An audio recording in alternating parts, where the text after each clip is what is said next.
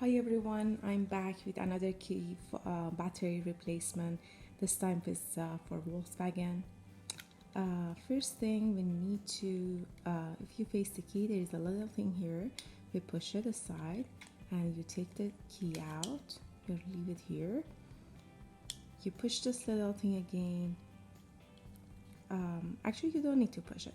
You just, on the silver part, you push it aside like that and you remove it.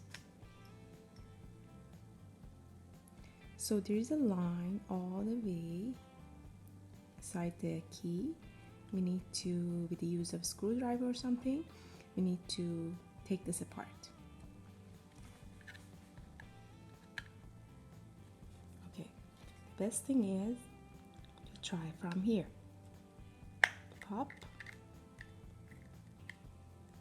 pop. There you go.